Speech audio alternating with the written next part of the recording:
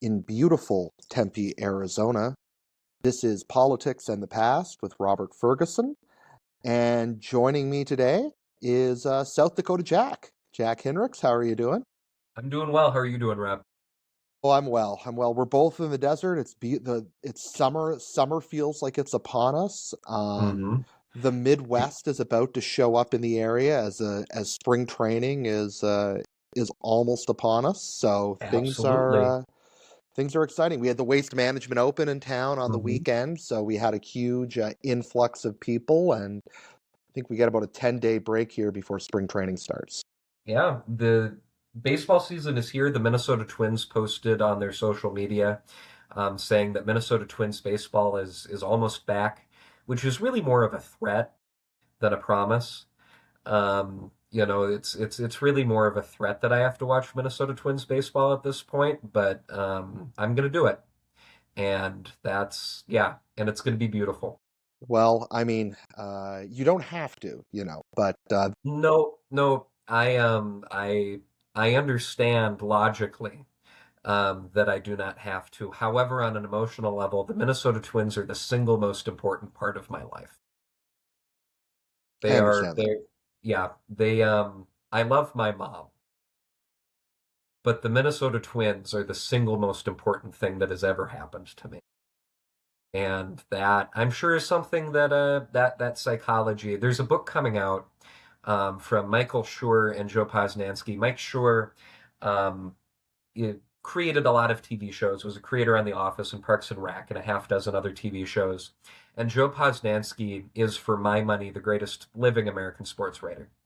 And they are putting out a book called Big Fan About Fandom and the psychological and cultural motivators behind being a fan, particularly of sports. And I'm really excited to read that book because somebody has finally diagnosed the very specific form of psychosis that I have as it relates to the Minnesota Twins. So thank you, And Dr.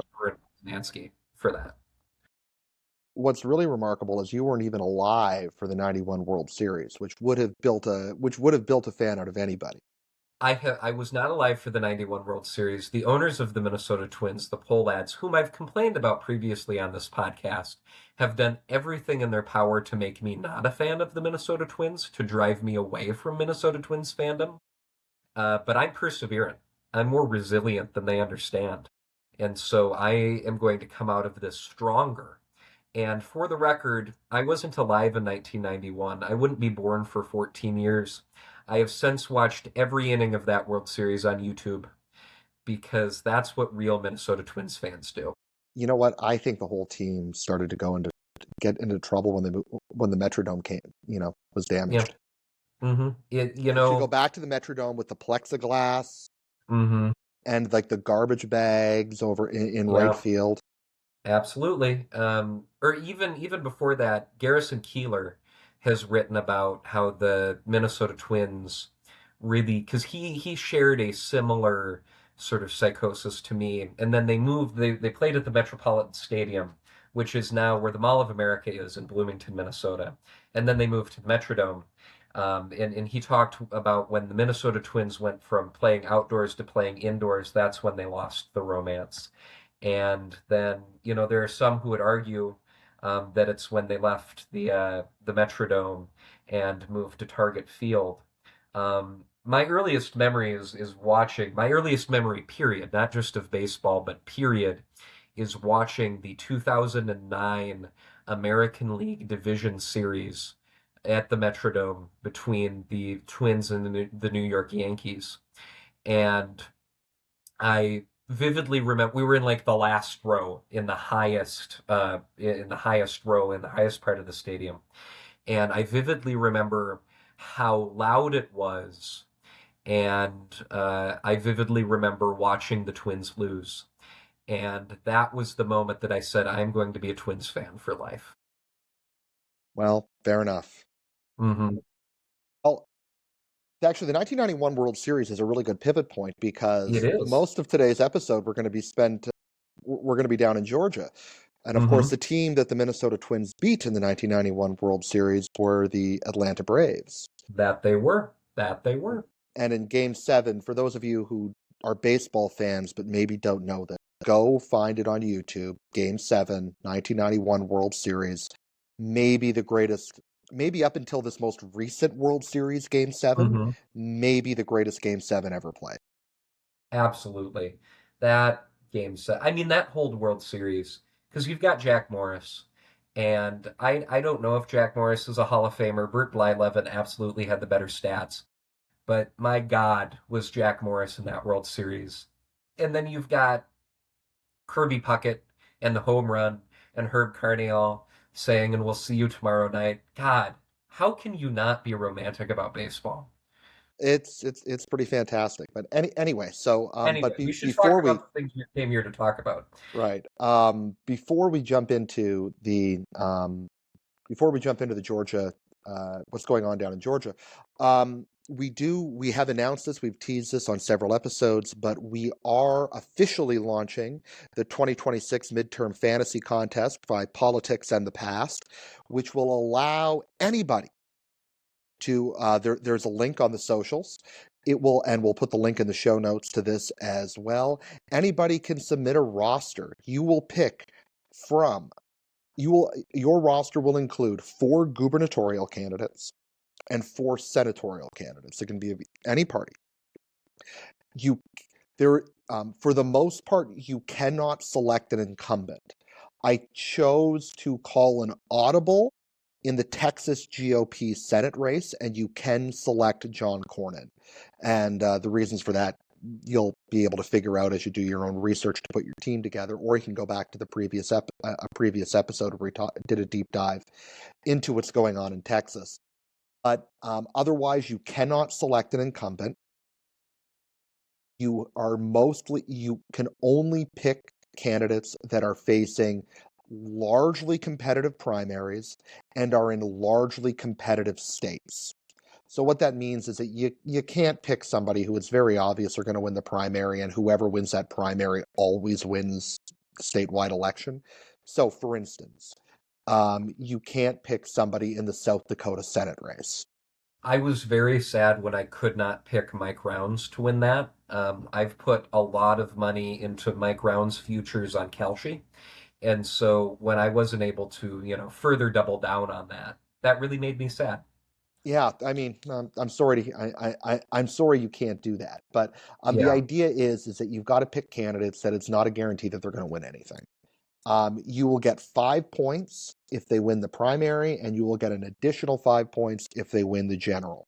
And the person who has the most points at the end of the day will win the will win the trophy. There will be a trophy or a plaque, and there will be a gift card associated with it as well. Still figuring out the denomination, but this is mostly about bragging rights. We're real politicos here, and this is about bragging rights. And you will get full Absolutely. bragging rights. The winner will be brought on to an episode of Politics in the Past, where we will get to analyze their selections a lot more carefully.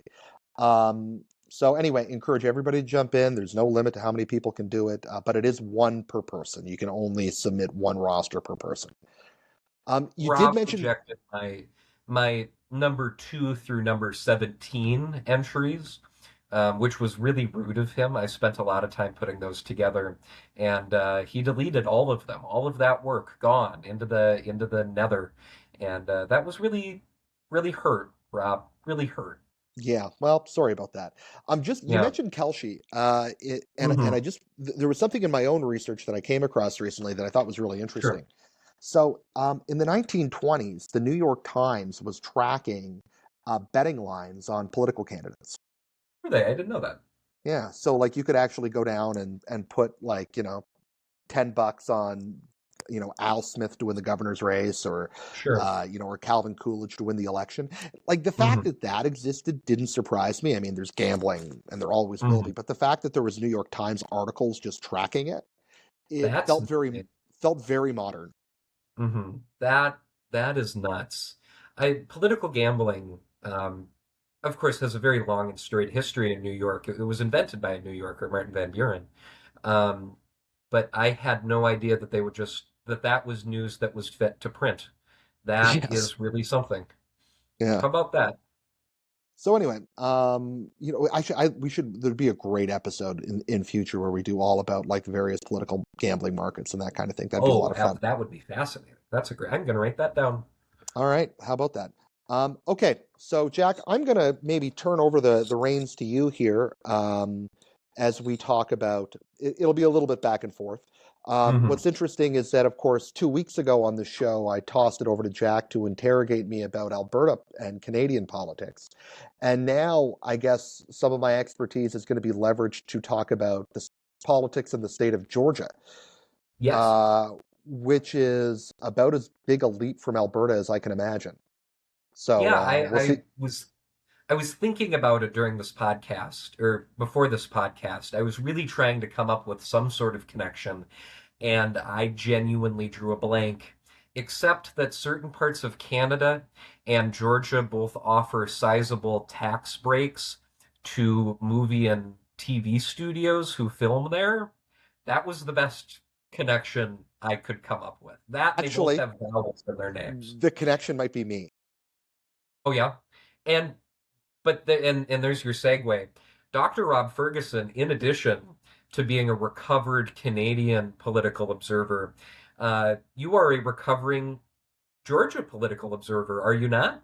Well, I don't know that I would even call myself a Georgia political observer. I mean, I lived in Georgia for 6 years, so and being a political junkie, you kind of get um, the feel for it. But being a Canadian and so wanting to keep a sort of a polite distance from politics meant that I'm very distant. Meant that I was a distant observer, but hopefully a coldly rational one, and one that was uh, listened enough to be able to sort of have some sense of what's going on Hmm. down in Sort Georgia. of a sponge, you could almost say, just suctioning it all up. Perhaps. Hmm. Um, but yeah, so spent 6 years in Georgia. Was political 6 years in Georgia. So for anybody who was down there and anybody who lived through it, you can probably, it was exciting. It was hard not to be Yeah, captivated by it. absolutely. Georgia politics are fascinating. Um, I suppose we should start here to give some context. Specifically, we're going to be discussing the Georgia governor's race and the two primaries Well, that and the have Senate. developed We'll talk about the Senate race too. and the Senate race, of course. But could you tell us a little bit about Georgia's incumbent governor and incumbent senator and how they came to occupy those two roles? That's a really good start. So, Brian Kemp is the current governor. Of Georgia. He's a Republican governor. He's being termed out, which is why he's not running again. He ran as a very populist right-wing conservative in 2018, and he ran against the Democrat Stacey Abrams, who also got national prominence. That turned out to be a major attention-getting race. It was believed that Stacey Abrams might actually be able to win it. She wasn't. Brian Kemp won, but Stacey Abrams, and this was in 2018, Stacey Abrams spent several years complaining that Brian Kemp had basically rigged the election. Brian Kemp had been Secretary of State, so it was this sort of weird situation where he was in charge of organizing the election infrastructure only to run for governor. And so Stacey Abrams complained that the Georgia election was fraudulent and that ballots had been eliminated that should not have been eliminated, and that in fact she was the actual governor, launched several lawsuits against Brian Kemp. And for many years, and for a few years at least in Georgia, it was sort of a very common Democratic talking point that Brian Kemp had stolen the election from Stacey Abrams. That narrative got complicated awfully quickly. Yes, as they tend to do. Right. Georgia in 2020 was the epicenter of the Donald Trump complaints that the election was stolen. The presidential election was stolen in 2020. On election day 2020, the Republicans won the plurality of votes in both. There were two Senate elections that day. The reason being was Senator Johnny Isakson, who'd been a Republican, retired and was replaced earlier in the term with appointed by Brian Kemp, Kelly Loeffler, who was a prominent Atlanta businesswoman. So anyway, there was two Senate races that day, and one of them, and Kelly Loeffler and David Perdue, who was the incumbent Senate in the other race, they both won a plurality of votes on Election Day 2020. However, they did not win a majority, which meant that there was a runoff for both of those seats on January 4th, 2021. Between November, Election Day in November, and January 4th of 2021, I mean, anybody who was paying any attention knows that the political world was turned on its head. It was an insane period. I Right. remember those. I distinctly remember it was on January 6th, 2021, that those races were called by the AP in favor of the Democrats. I remember watching the insurrection at the Capitol and looking at my phone and those races being called by the Well, AP. those races being called by the AP were clearly the two most interesting and noteworthy things that occurred that day. But anyway, so in between, both David Perdue and Raphael Warnock, David Perdue and Kelly Loeffler, the two Republicans, one had a comfortable plurality, and they were basically denied a majority by not that much. Yeah. However, things Only by the presence of libertarians on the ballot. If the libertarians weren't on the ballot, they'd have won those races. Sure, and Clean actually one of those fair. candidates, Chase Oliver, became the Libertarian presidential nominee in 2024, That partly he did. because of the prominence that he earned in forcing that to a runoff. And anyway, so the runoff happens, and there's a whole bunch of, again, so much stuff. It's almost you can't even get in, almost can't even begin to get into it. But one of the things that happened is that Republicans in Georgia, and including a couple of whom who we'll chat about in a few minutes, basically called the election fraudulent, and they said, don't even waste your time, like just spending a lot of time talking about how fraudulent the election was. And what that did is that convinced a lot of Republicans in the state of Georgia, particularly in North Georgia, which is a Republican stronghold, that there Represented was no until very recently by Marjorie Taylor Greene. part of it was, yeah. And that there was not much point in voting because the election was so fraudulent that why should they even bother voting in the runoff? And that became a real problem. In fact, actually, the runoff might have been January 5th. It might not have been January 4th. I'm getting it confused with Trump's big rally in Dalton, Georgia, which was January 4th. And Dalton, Georgia's in North Georgia. It's in Marjorie Taylor Greene's district. And in fact, Marjorie Taylor Greene pleaded with Donald Trump to hold a rally that day in Dalton because she saw that there was no momentum behind the two Republican senatorial candidates. And she said that's because people have lost faith in the election. And you need to go and convince people to vote. And so he did in Dalton, Georgia on January 4th. But anyway, the result of that whole experience was that the Democrats won both Senate races. They won, and John Ossoff was one of those two winners. So he won the permanent seat. Raphael Warnock won the special election. Raphael Warnock, who's the pastor at Ebenezer Baptist in downtown Atlanta, which was once the parish of Martin Luther King. Raphael Warnock then proceeded to win in 2022 on the standard election cycle, the Senate seat against Herschel Walker, was the Republican nominee. So Georgia has had two Democratic senators since that fateful day in 2021, and one of those two is John Ossoff. Brian Kemp, who I mentioned earlier, has been the Georgia governor throughout much of this. He was put in an awkward spot in 2020 because he had, it was his administration that oversaw the election in 2020, and he stood by his administration and said that the election was not fraudulent and that Joe Biden was the winner and should be named the winner. and distanced himself from any attempts to overturn it.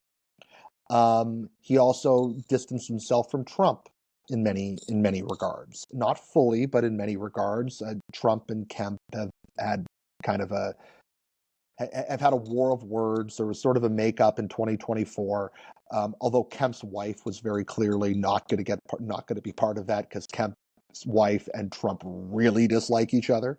So, but anyway, Kemp is broadly seen as a very competent conservative governor in Georgia. He's very well liked. In a rematch in 2022, between himself and Stacey Abrams, Brian Kemp obliterated Stacey Abrams One in and 2022. Yeah. And mm, he's, again, considered a very popular governor, conservative governor, socially conservative, signed the heartbeat law, was one of the most prominent anti-abortion governors in the country, but generally seen as a very friendly to Main Street, to the Chamber of Commerce governor, stable absolutely. governor. Mhm. Um, Yeah, really harkens back to a previous version of the Republican Party, I'd say, pre-Trump, where, very conservative. You discussed the heartbeat law, but a lot more open to business and the Chamber of Commerce than certain yeah, iterations of the model. I mean, Brian Kemp's, he's got some populist instincts about him. I mean, one of the first times, Trump endorsed Kemp in 2018. One of the first times that there was distance between Trump and Kemp is Kemp was the first governor. I know Kristi Noem, the governor of your state, did not really close during COVID, but No, we equity closed. Kemp was the first governor to reopen. Sure. Georgia was the first state to reopen, and that was largely engineered by Kemp. And he got a lot of heat from Trump for that. Trump said it was a dumb thing to do, and Kemp stood by it. And I think in Republican circles is generally well liked for that. In 2022, in fact, one of the reasons I think he won won by so much is people really liked his COVID response, which And was that contrasts pretty decisively with the COVID response of Keisha Lance Bottoms, who is somebody who we will be discussing later in the podcast. I just wanted to mention that. yeah, no, Or it's worth, yeah, it yeah. definitely. And in Mhm. fact, Kemp sued the city of Atlanta when Bottoms was mayor over their policies, which he said they didn't actually have the right to do because of the state law. Um, Yeah.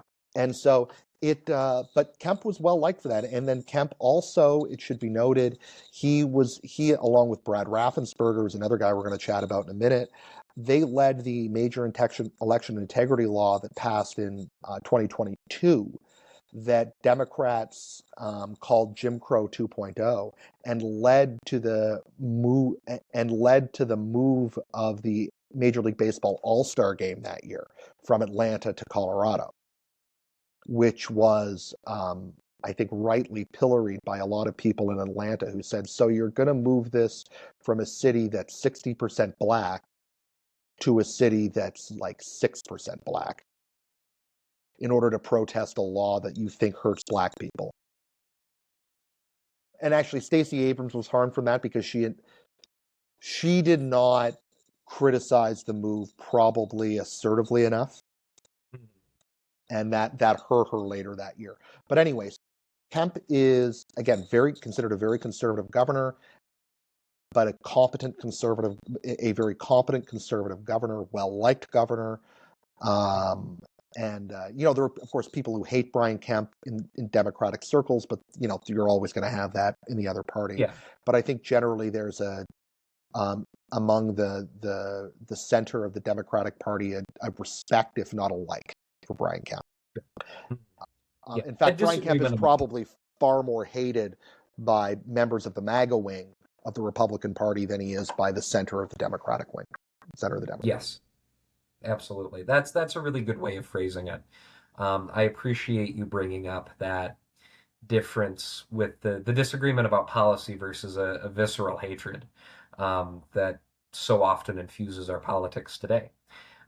So we look forward. Brian Kemp is now being termed out. And let's talk first about the governor's race and then move to the Senate. Um, Brian Kemp has been termed out. There are incredibly packed Republican and Democratic gubernatorial primaries with multiple viable candidates on both sides. Why don't we start with that Republican primary? Actually, you Specifically, a know what? fellow. Why don't we start with the Democrat primary? The reason Sure. being is I think it'll actually be quicker. The Republican one requires a little more. No, So absolutely. So there's an individual in that Democratic primary who used to work for Brian Kemp. Do you want to start with do you want to start with the former Lieutenant Governor of Georgia? sure, Lieutenant Governor of Georgia, Jeff Duncan, Republican Lieutenant Governor, conservative Lieutenant Governor of Georgia, who was the Lieutenant Governor during the 2020. So here's the thing.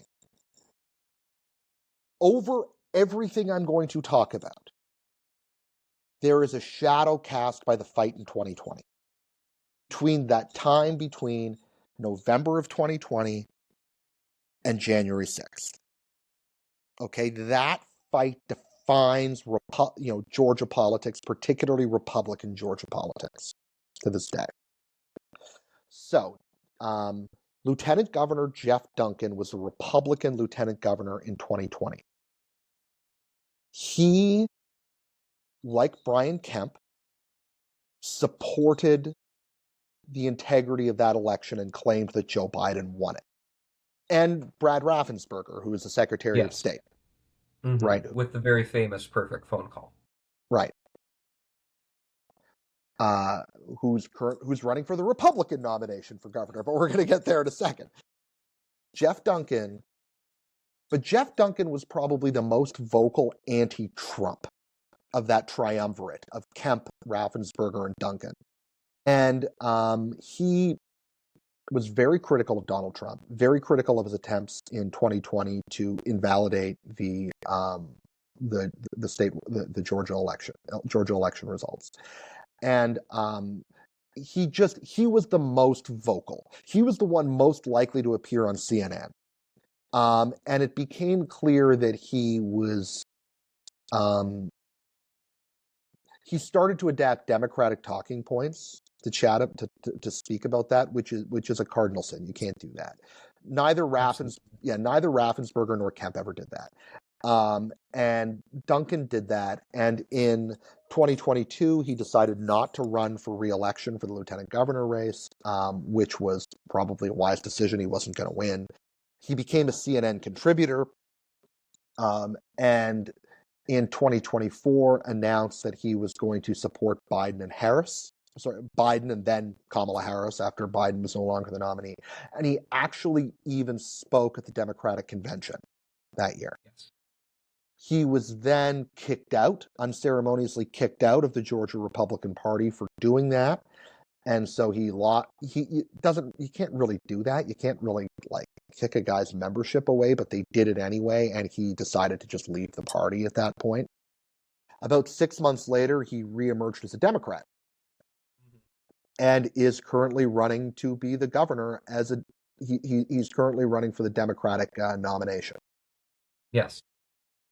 He's got an uphill battle. I mean, he was a Republican for a long time and was associated with both the abortion law, the heartbeat law, and the 2022 election integrity law.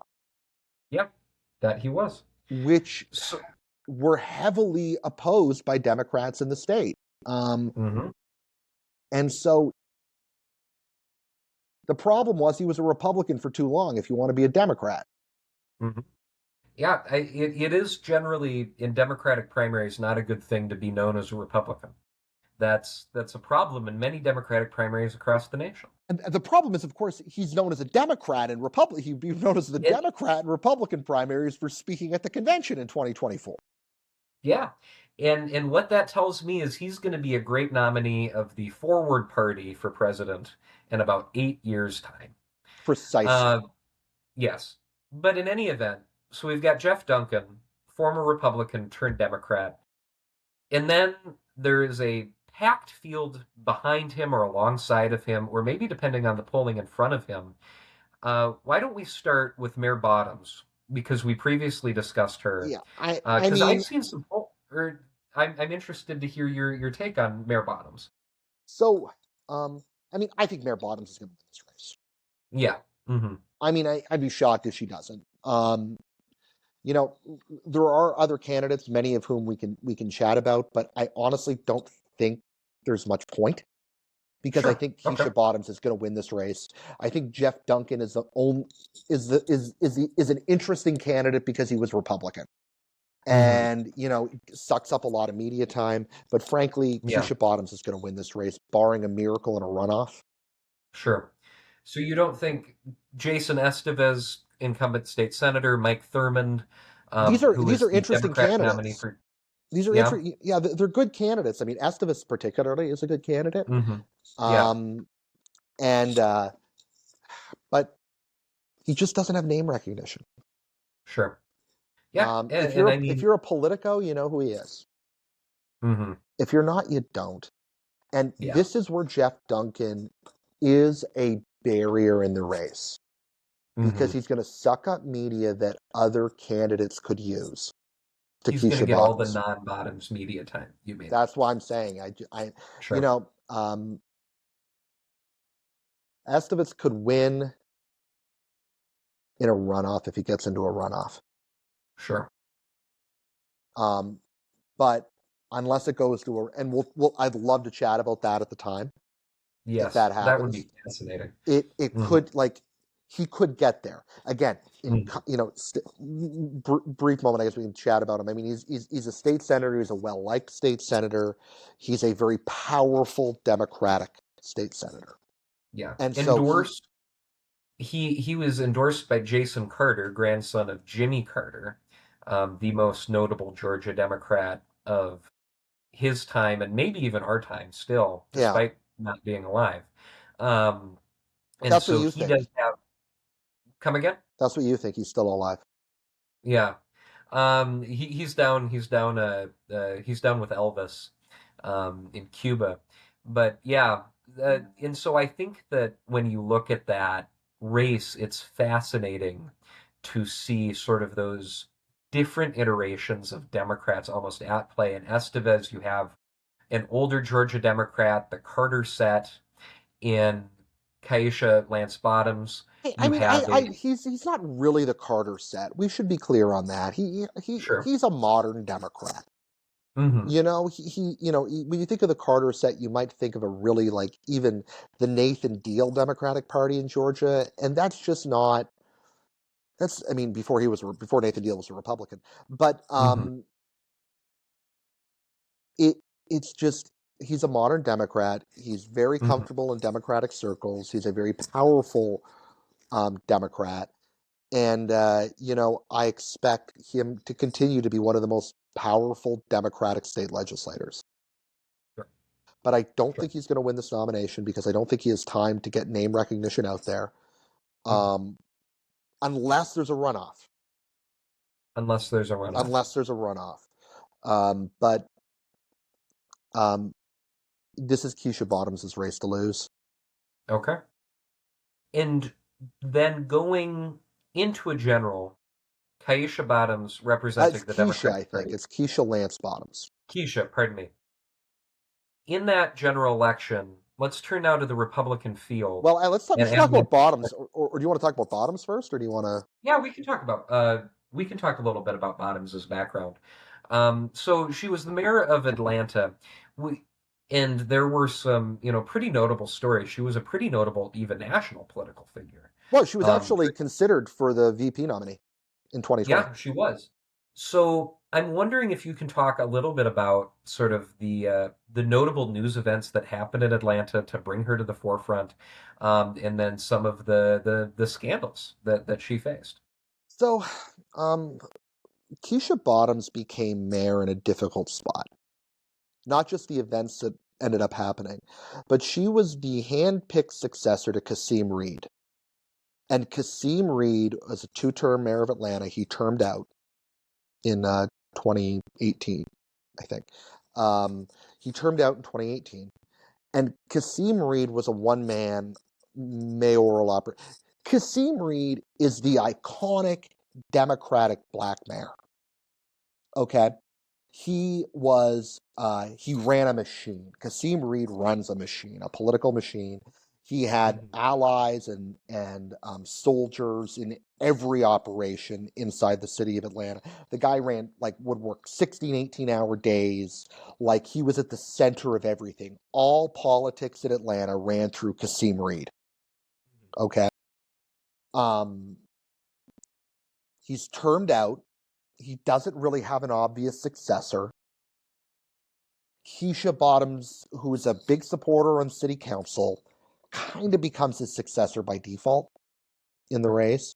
And I think probably because Kasim Reed thought he could control her Sure. and thought he could continue to be mayor through Keisha Bottoms. Sure. Um, Keisha Bottoms herself has an interesting backstory. She, born in the U.S., but her father was a musician, Major Lance.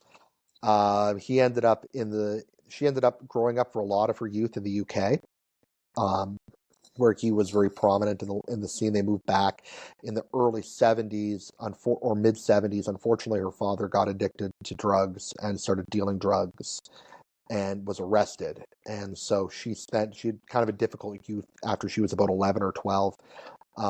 But she ended up going to because she was kind of in the black elite, she ended up going to a well-known black elite high school where she had a lot of networked very well with people.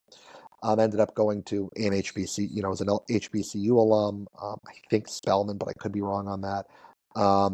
And she, anyway, very well known, pretty well liked person. Um, in Atlanta politics. She becomes mayor in 20 with Kasim Reed's blessing in 2018, but she immediately inherits all of the baggage of the Kasim Reed years, and Yeah. she just doesn't have the same kind of control over operations as Kasim Reed did. Um, it will not surprise anybody to imagine that Kasim Reed was corrupt. Mhm. And Kasim Reed, there were several scandals that really only exploded once he was out of office. And it was up to Keisha Bottoms to clean up. Mhm. And Bottoms, unlike Reed, she was not the force of nature that Kasim Reed was. Mhm. She, mother of four, had four kids at home. Good luck working Yeah. 18-hour days with that. Yeah. Um, she she struggled to deal with that. Her entire cabinet she inherited from Reed, and she dismissed them all about 100 days, but it was almost 100 days too late that she dismissed them all, and that created a rift between her and Reed. So she never had really the support of Reed's machine after that, and so she was really on her own. And I say this to be in order to try to be sympathetic to Keisha Bottom. She was in a tough spot.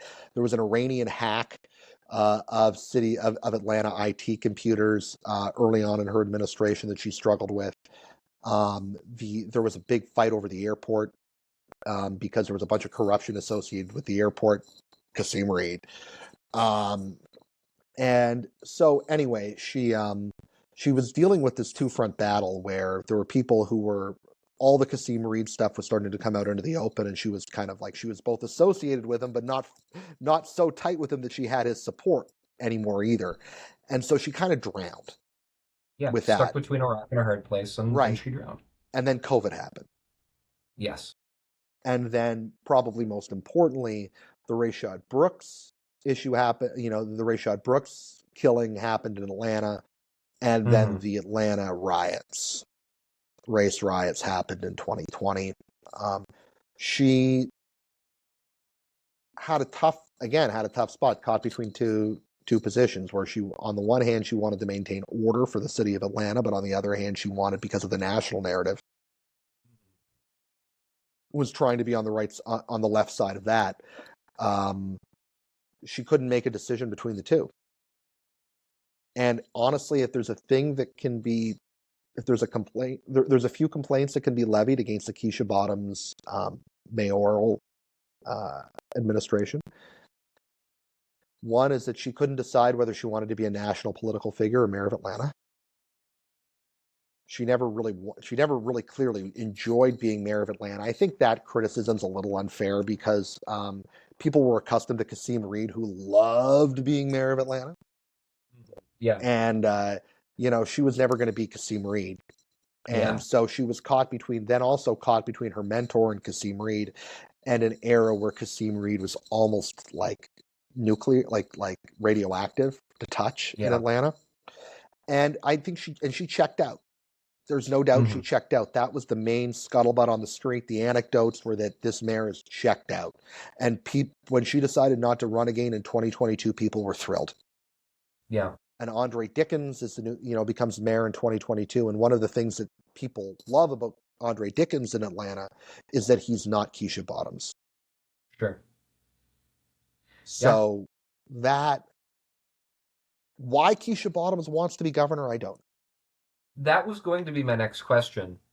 Given all of that, given all of the incidents and the scandal that has been attached with her through Kasim Reed, and then through COVID and through that sort of George Floyd summer, um, it why is she running for governor?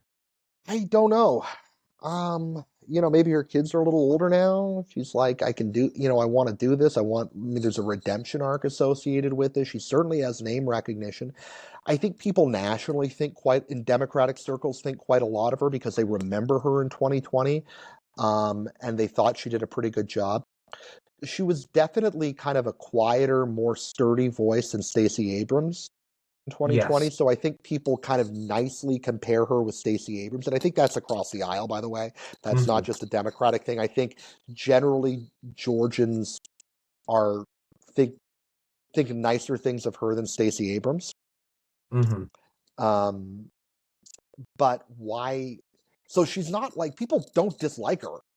Like I don't Yeah. want to give that impression that people dislike her. They don't think they dislike her. I think it's mostly that they thought she was checked out, she Yeah. was indecisive, and that she was she never met the moment Yeah. in Hmm. Atlanta. And Yeah. why she then thinks she can go ahead and run for governor, don't really know. I think her administration is generally, having lived in Atlanta for that, most people considered her administration a failure just on the street. Whereas people think quite a lot of Andre Dickens, Hmm. who is it's not like he's right wing or anything like that. He's No. a very left wing Hmm. Democrat, but people tend to like Andre Dickens in a way that they just didn't really like Keisha Bottoms. So now that Sure. being said, she has a heck of a political machine. She can raise money. And I think on name recognition alone, she's gonna win this primary. Sure. And so then going into the general, now that we have a better sense of who Keisha Lance Bottoms is, going into the general, do you feel that her machine, her national connections, her ability to raise money outweighs those defects or the damage that history can cause? Or do you think that history and her record in Atlanta is sort of going to overwhelm her ability to raise money and her organizational prowess? I think she's gonna do. I don't think it's gonna be a major problem, to be honest, in Sure. the general. Mhm. Because ultimately it's going to come down to Democrats versus Republicans in the general. Yeah. And she has enough ability to be able to pull Democrat votes out. Hmm. I mean, I think she can Yes. win. I think Okay. I think she can. Well, sorry, I should rephrase. I think she can win given the right circumstances. Sure. Yeah. No, for what it's worth, I agree. But some of that's going to depend upon our opponent. And so now we should turn to the Republican primary, which, as you alluded to earlier, is not just fascinating in its own right, is potentially more divisive and competitive and explosive than that Democratic primary. Rob, who do you want to talk about first? Oh, I don't know, man. It's amazing. This is the greatest race. There, This is the there's greatest. Other than Crockett, Tallarico, this is the best race in the mhm. country. There are a half dozen fascinating live wire candidates in this primary. I suppose let's start maybe at the top and work our way down. I would imagine that the front runner is Burt Jones. if only by virtue of the fact that he's been endorsed by President Trump. Yeah, Burt Jones is the preferred candidate of Donald Trump. At least he was until a week ago. Mm-hmm. More on that in a minute. Yes. He'll continue to be the preferred candidate of Trump, at least officially. Unofficially, not so sure. But Sure. Lieutenant Governor Burt Jones is, for lack of a better word, and we don't have endless time here, so I'm just going to say he is the primary MAGA candidate in this race. He was an outspoken proponent of Trump's attempt in 2020 to overturn the official election results. He volunteered to be one of the members of one of the alternative electors in the Electoral College. He has been an absolute MAGA stalwart really from 2016 onward. And Absolutely. there is no daylight between him and Donald Trump on any issue. No, absolutely not. And Absolutely. he has had a lot of fights with Brian Kemp that were picked. He's had certainly a lot of fights with Brad Raffensperger, the Secretary of State, and a Mm-hmm. lot of fights inside of Georgia. The Georgia Republican Party is not going to surprise anybody, is split in a couple of different ways. The MAGA wing on the one hand and the establishment wing on the other. And it is in Georgia, that fight is even more nuclear than it is in most states, and that's a legacy of 2020. Because the establishment wing lined up behind saying that Joe Biden won that race. They said it through gritted teeth, but they said it, right? Whereas the MAGA wing has always claimed that it was a fraudulent election and it was stolen.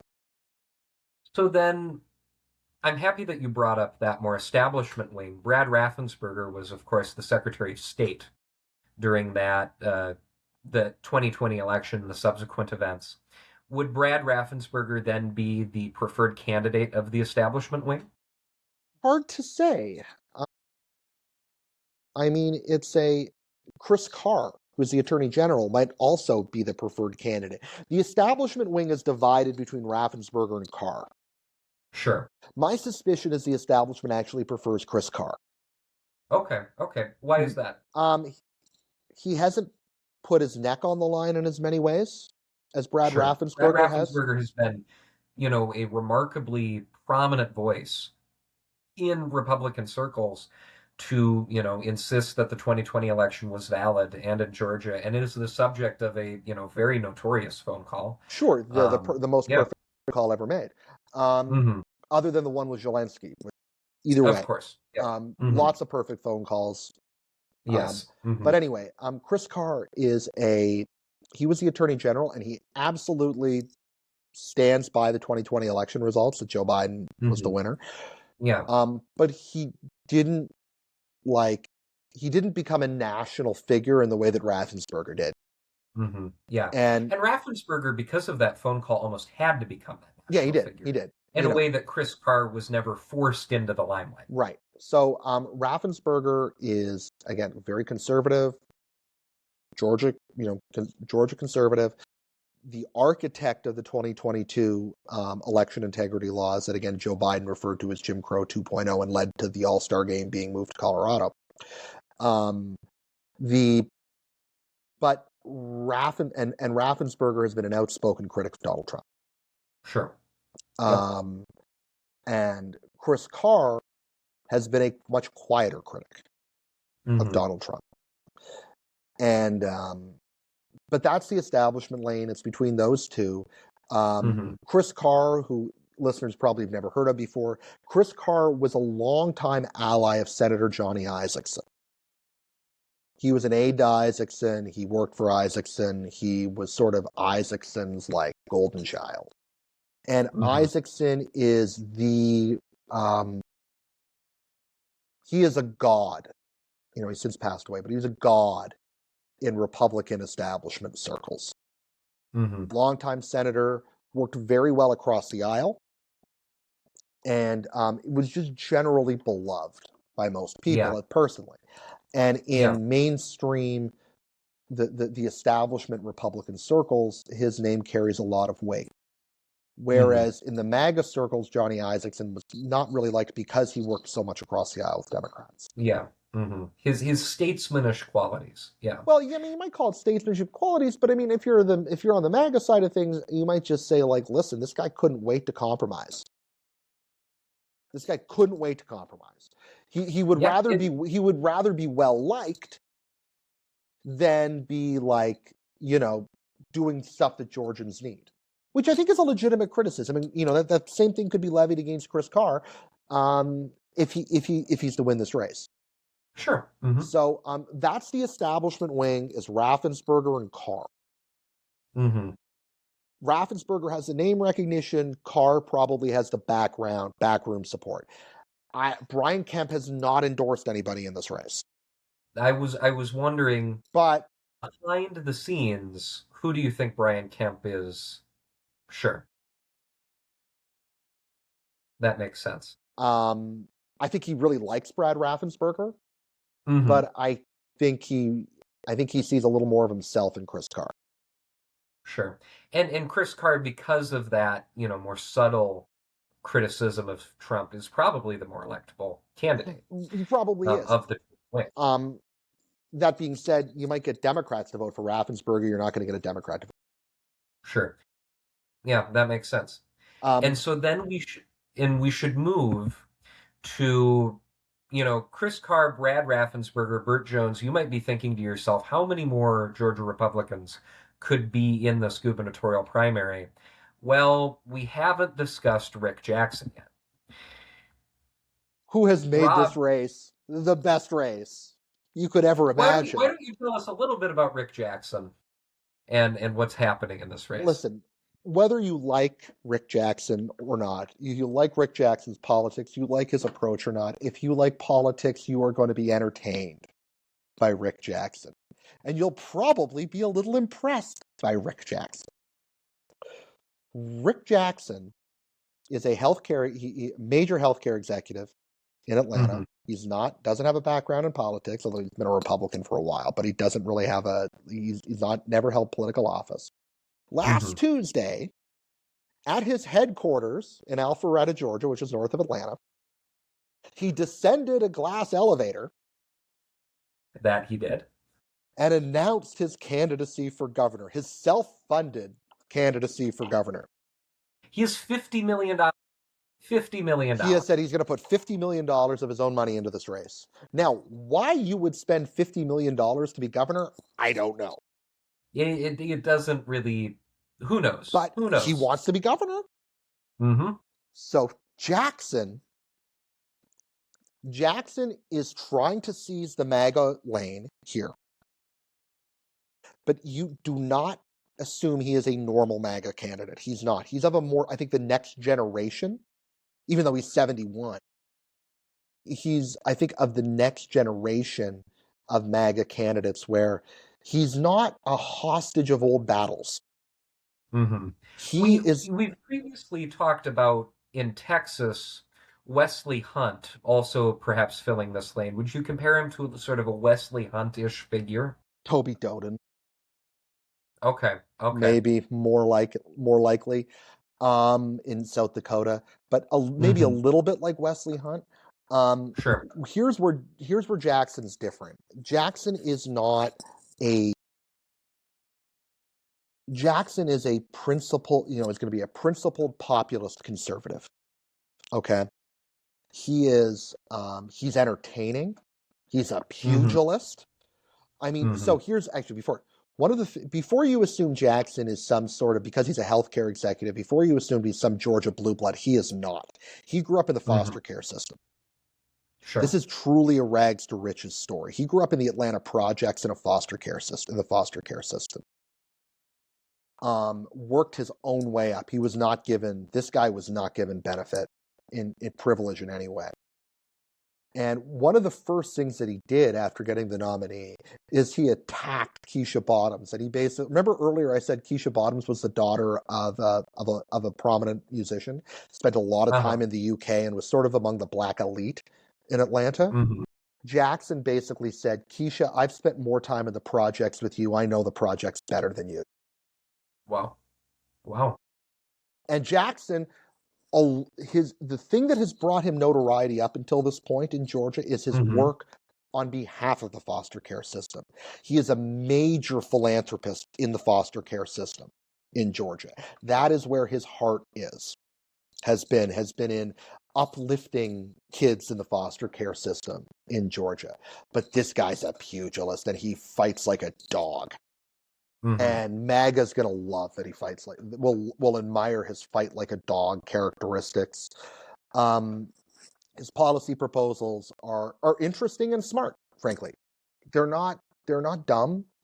You know, it's like Yeah. 50% reduction in property taxes. Lots of pro business stuff in there, but not Mm-hmm. not sort of traditional Georgia business way, which is we're going to try to attract film industry Yeah. stuff, that kind of thing. Really about small business in Georgia and, and some landowner stuff. We talked a little bit about in South Dakota, the property tax issue with the explosion of valuations. It's led to a problem where people who maybe bought a lot of property a long time ago pretty cheap and maybe actually don't have a lot of money except what's wrapped up in the property Yeah. are forced, in order to pay tax bills, are sort of forced to decide whether they are going to sell the farm or sell the property and therefore not be able to bequeath it, or to not be able to pay the taxes on it. Like Yeah. it is a problem. And Mm-hmm. Atlanta Absolutely. has exploded in property values, and the areas around Atlanta have exploded. So this is a big issue. But anyway, Mm-hmm. so here's the thing about, so Jackson has come out. He basically, and his main messaging line against Burt Jones is that Burt Jones is corrupt and lazy. And he has called him corrupt and lazy, and he just wants to be famous, is what Rick Jackson is accusing Burt Jones of. In December, there was a $5 million ad buy by a very, very shady PAC called Georgians for Integrity. Okay. Now, Nice vague name. now it's registered in Delaware. It's got lawyers who are, but it's not a traditional PAC. It's like a social justice thing. I'm not actually sure how it works, but they've registered it so their donors do not have to be listed. Their directors don't have to be listed, and it's technically nonpartisan and it's technically not political, or it's political, but it's not electoral. And here's why: it went after Burt Jones, but it didn't say vote for his opponents. It didn't even say don't elect Burt Jones. At the end of the ad, Sure. all it says is call Burt Jones and tell him to do better. So that allows it to skirt a whole bunch of different election laws. Mm-hmm. And it has accused Burt Jones of enriching his family through a massive hospital and data center deal in South Georgia, where his family's a big landowner, where Sure. basically it's going to allow his family to majorly profit off of this really, really big data center deal just southeast of Atlanta. Here for a second. Here's the really cool bit, if you're into politics. There are rumors that Rick Jackson is the guy behind these Georgians for Integrity. And so his campaign may have begun back in late November with his major Georgians for Integrity ad buy. And so that means that Rick Jackson's campaign, which is hitting Burt Jones, who's the front runner in the Republican race, for being lazy, for being corrupt, fits nicely with this message from Georgians for Integrity. So, again, nobody knows where this money is coming from. The Republican Party of Georgia has gotten really upset. Who's funding this? Who is funding this? It might have been Rick Jackson. And if it might have been Rick Jackson, that's a heck of a strategy in this race. This, again, Georgians for Integrity does this $5 million ad buy accusing Burt Jones of being corrupt in this major data center deal southeast of Atlanta where his family owns a bunch of land. His family doesn't own all the land, but they're sort of associated with it. It's about a $10 billion deal, right? His family's expected to massively enrich itself. Burt Jones actually sponsored the deal in the Georgia legislature, in the bill in the legislature. Anyway, $5 million ad by Georgians for Integrity. Nobody knows who they are. There are rumors that it was Rick Jackson. We can't You've got prove to it. wonder. You've got to wonder, does that $5 million then count against the $50 million that he's Doubtful. dedicated to the race? That's different. I don't know he'll ever admit to this. I don't think he'll never admit to it. Again, I'm not, in order to avoid being accused of libel or slander here. I have no idea if it was Rick Jackson or not. There's just rumors that it was Rick Jackson who's behind it. And it would fit neatly with the message that Rick Jackson is trying to portray Burt Jones as being corrupt and lazy. And this speaks to that. This built a lot. You couldn't turn on a football game in Georgia without seeing this ad. It was a massive ad buy. And so people were unaware of this deal. People didn't care about this deal, but then they cared about this deal. And then 3 weeks later, Rick Jackson descends the glass elevator. There you go. And so now Rick Jackson being in the race is going to cost Burt Jones some votes, to be certain. Who do you think has the edge now with Jackson having entered? My sense is Jones still has the edge. You think he so? has the name recognition. He's well known, but Jackson made a splash. Yeah. And it's still got 2 months to go. 2 months to go here before the primary day. Jackson's going to spend $50 million of his own money saying to allow people to know who he is. Yeah. And yeah. So basically anyway, his big thing is if you elect Burt Jones, you get incompetent MAGA, who's going to basically just give the states over to Democrats, even though he doesn't want to. And on the other hand, or you can vote for Republicans who are going to govern like Democrats. In the case of Carr and Raffensperger, it says, or you get me, who's competent, knows what he's doing, and can govern with basically to MAGA principles.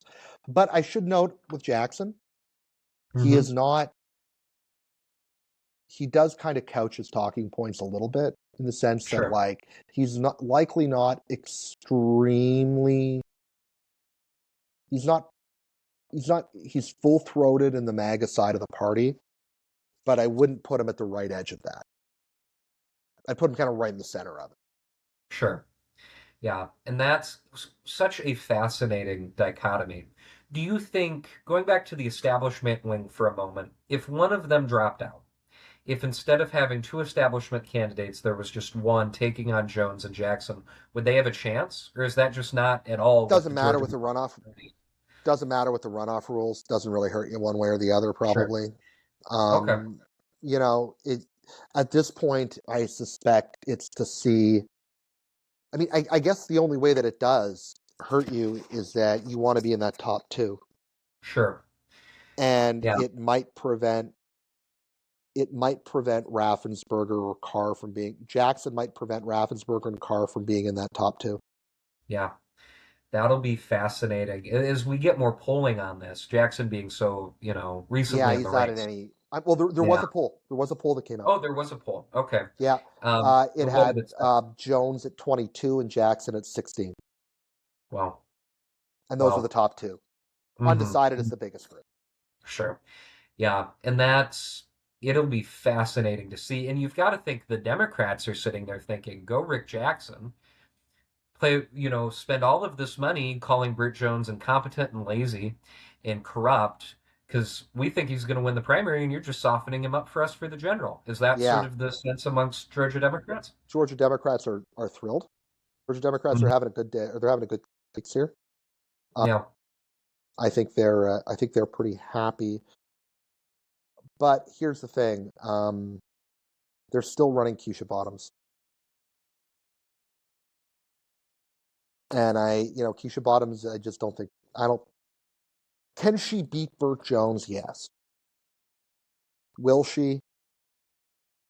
she's far more reliant, would you say, on the national environment to beat Burt Jones than on any particular dynamism that she has? Yeah, Would that be a correct she characterization? doesn't have the magnetism of Stacey Abrams. I mentioned earlier that like she's probably generally has broader people don't dislike her as much as people dislike Stacey Abrams, Mm-hmm. but people don't like her as much either. Sure. So, Yeah. it's a tough balance. I